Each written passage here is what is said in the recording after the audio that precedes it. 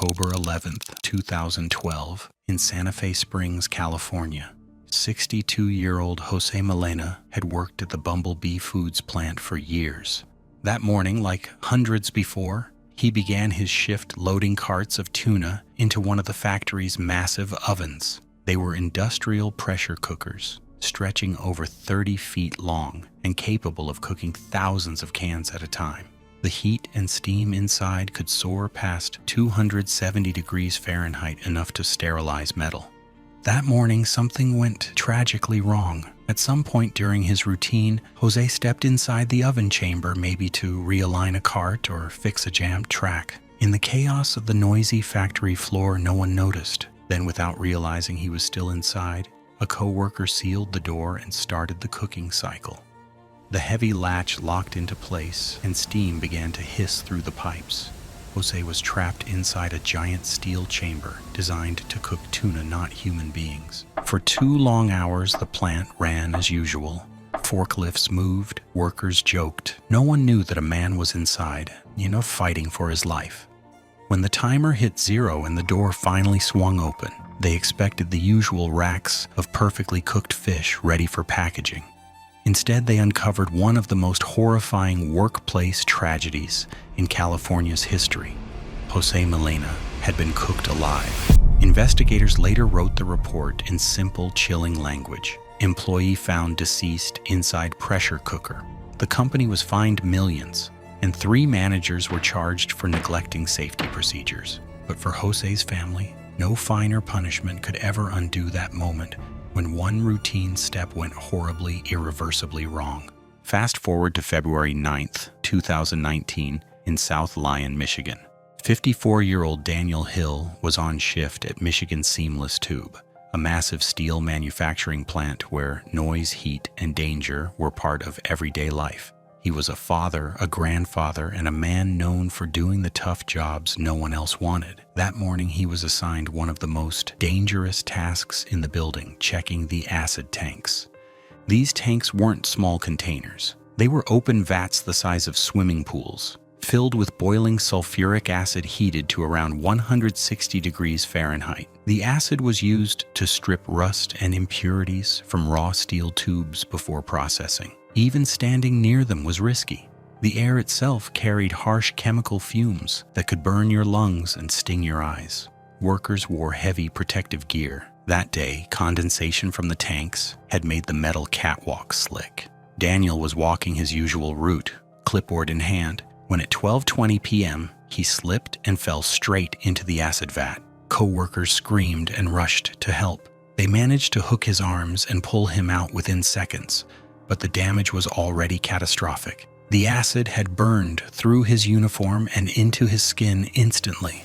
They dragged him under the emergency safety shower, turning the handle as fast as they could, but the acid had already eaten deep. Witnesses later said Daniel never stopped screaming. Paramedics arrived within minutes and rushed him to the University of Michigan hospital. But there was little doctors could do. His burns covered nearly his entire body. He fought to stay alive for 11 long, agonizing hours before passing away that night. When investigators reviewed the case, his final moments were reduced to a single line. Employee fell into a tank of sulfuric acid and was killed. The company was fined just $32,500, barely enough to cover a funeral. Daniel's family said what hurt most wasn't the money, but the fact that such a tragedy could have been prevented with something as simple as non-slip flooring and proper guardrails. Our next tragedy happened on July 13th, 2025 in Vernon, California. A 19-year-old worker at Tina's Burritos factory had just started his shift.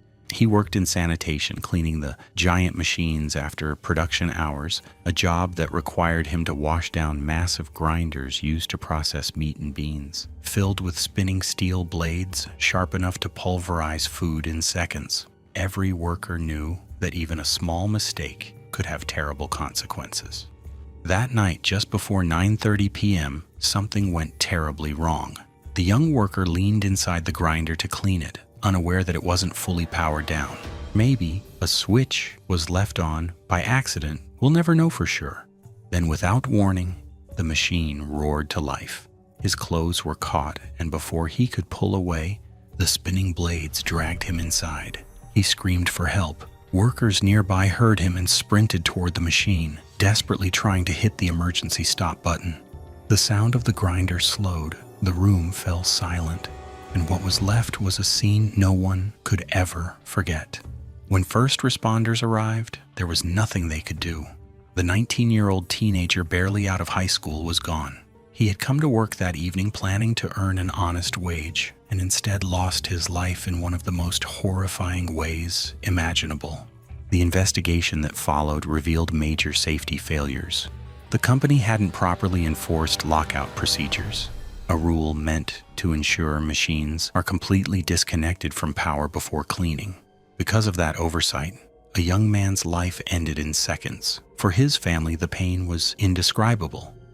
They said he was cheerful, hardworking, and full of plans for the future dreams that were gone in an instant because of one careless mistake.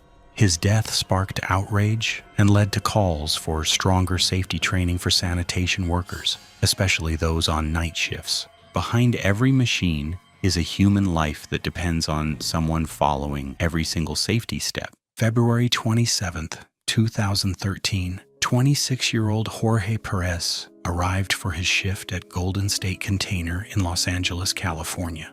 The factory produced cardboard boxes, the kind used every day to ship groceries, electronics, and products across the country. It didn't sound dangerous, but the heart of the operation was a row of massive printing presses, each the size of a small truck. These mechanical beasts stamped, pressed, and cut cardboard sheets with incredible force. The floor buzzed with the familiar rhythm of machines, a heavy, steady thumping that drowned out conversation. All it took was a single moment of distraction.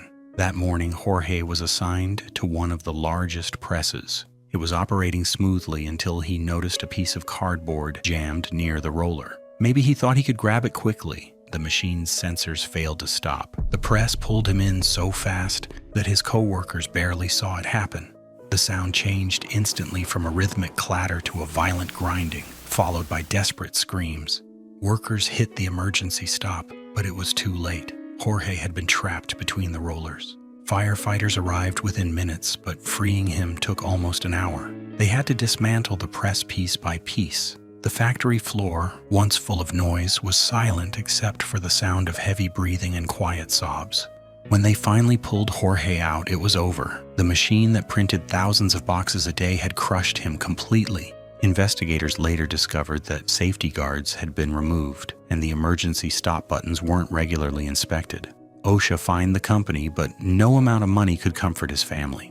Our final story takes us to June 2nd, 2022, at the Caterpillar Foundry in Mapleton, Illinois. 39-year-old Stephen Dirks had only been working there for 9 days. He was still learning the layout, still figuring out the routines. Like so many new employees, he'd taken the job hoping for steady pay and a better future for his 3 kids. The foundry was an enormous maze of metal catwalks, machinery, and roaring furnaces. On the melt floor, huge open pots of molten iron glowed a fiery orange, bubbling at over 2,000 degrees Fahrenheit.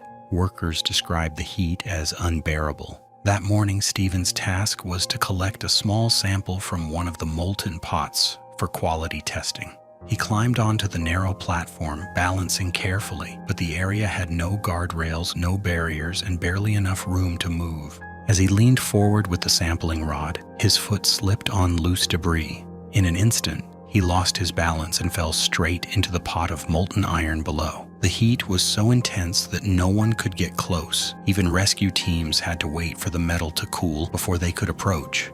There was nothing left to recover. Stephen's entire body had been instantly incinerated. For days, co-workers couldn't speak about it without breaking down. They'd seen accidents before, but never something like this. When federal investigators arrived, they found that Caterpillar had ignored basic safety regulations, including installing guardrails and ensuring fall protection around the open melt pits. The company was fined $145,027, an amount many called insultingly small compared to the loss of a life. Stephen's death made headlines worldwide. He'd been on the job for barely a week, A man doing what millions do every day, showing up, trying to earn a living.